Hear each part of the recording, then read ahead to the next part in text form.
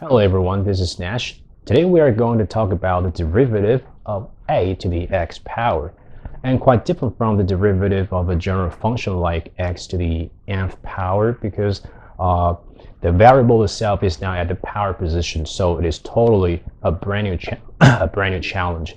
For the normal derivative like x to the nth power, we talked about it in my previous video, which is will be simply as n times x to the n minus 1. This is the derivative of x to the nth power. But now the variable itself, x, is now at the power position, and a is just a constant. And I want to take the derivative of a to the x power.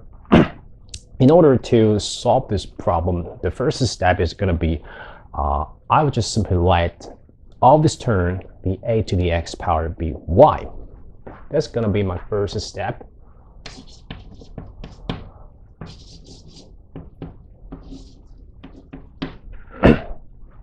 Okay, that is the first step.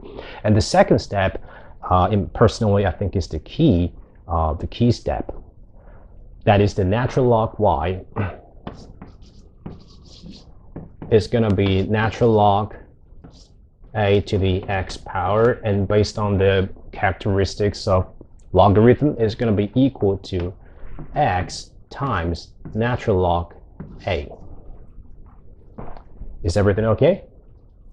Okay, I want to take the derivative of a to the x, which means the a to the x is now y. I want to take it by dx. And let me remind you, when you see the natural log y, you know that the natural log y by dy is actually 1 over y. So it would be pretty useful if I can see the derivative of natural log y with respect to y. But after all, I want to take it by dx. And I want to see the natural log y by dy. So how am I supposed to do? So today in this video, I'm going to show you how useful the chain rule can ever be. You will see if you can efficiently apply the chain rule, and the problem is going to be so easy. So no matter what, the first step, I'm going to take the derivative of natural log y with respect to x, and let's see how I'll do this. Okay. The third step is, I want to take the derivative of natural log y with respect to x. Actually, I cannot handle this term. I cannot handle this derivative with a single term. But however, if I can expand it by using the chain rule, let's see what's gonna be happen. I can expand this term like the dy by dx and times the natural log y by dy. Since the two dy could be cancelled out, so that won't make any change to all these calculations, so it is totally fine to expand the single derivatives to two independent derivatives respectively. At the beginning, I may not be able to solve this derivative, but suddenly I find it is not that easy to take these two derivatives respectively. Look at the first term, the dy by dx. Actually, this is exactly what I'm looking for, because I want to take the derivative of y, and y is equal to the a to the x. I want to take the derivative with respect to y. So this is exactly what I'm looking for. And let's look at the other term. The other term is the natural log y by dy. Actually, this is 1 over y, right? This is 1 over y. And for this term, this is exactly what we are looking for. Right?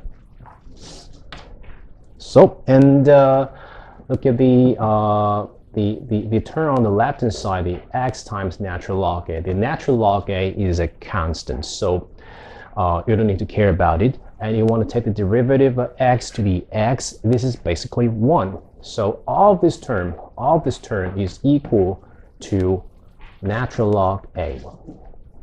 since the dy by dx is exactly what we are looking for, so I'm going to put everything to the other side. I'm going to put everything to the other side, like the dy by dx is now equal to y times the natural log a. And I'm ready to plug in the a to the x for y, and which is going to be a to the x, right? So the dy by dx is exactly what we're trying to find, and is now equal to natural log a and times a to the x. Done. So this is the derivative of a to the x power to the power of x, and the result is natural log a times itself. Itself is a to the x power. So this is the result, or you can take it as a kind of useful formula. And so let me write down the result is natural log a. The derivative of a to the x power is natural log a times a to the x. Okay, let me give you, let's say, 2 more problems to practice more. Okay, 2 more problems. Let me think. Okay, problem 1.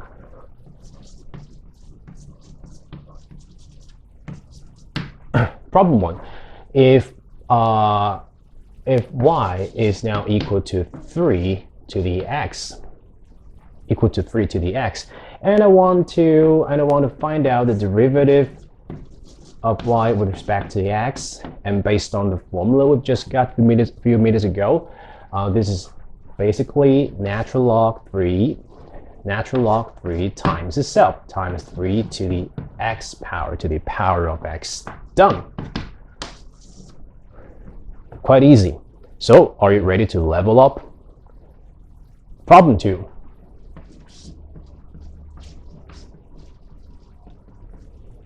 Problem 2, if y is now equal to, let's say, 2 to the 3x squared, I know what you think. You might now be wondering, hey Nash, you didn't teach us something like this. You only teach us how to handle the problem like x to the x power with a very simple variable like x, but now the variable at the power position is quite complicated. It's just like, wow, 3 times x squared. You didn't teach us how to handle this problem.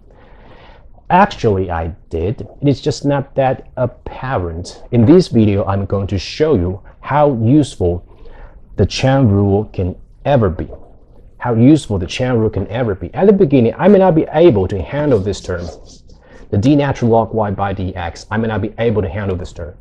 But after the expansion by applying the chain rule, suddenly I find myself are capable of handling both of the terms respectively. Like dy by dx is exactly what I'm looking for, and the natural log y by dy is 1 over y. So I expand the single term that I cannot solve to 2 terms that I'm capable of handling. So now I'm going to do the same thing by efficiently applying the chain rule. I can still solve this problem. If you are uncomfortable looking at the 3x squared, then just use the u substitution. Then just replace it as a very simple letter u. How about we say the y is now equal to 2 to the u power, the power of u, and the 3x squared is actually u. And I want to take the derivative of y with respect to x. Okay, let's just use the chain rule to expand this term, like the d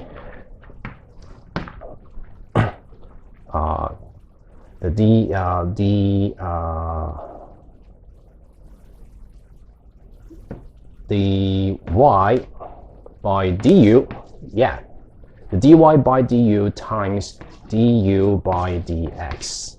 Okay, this is similar situation since the 2 du could be cancelled out, so that still won't make any change to all of this calculation, so it's totally fine, acceptable.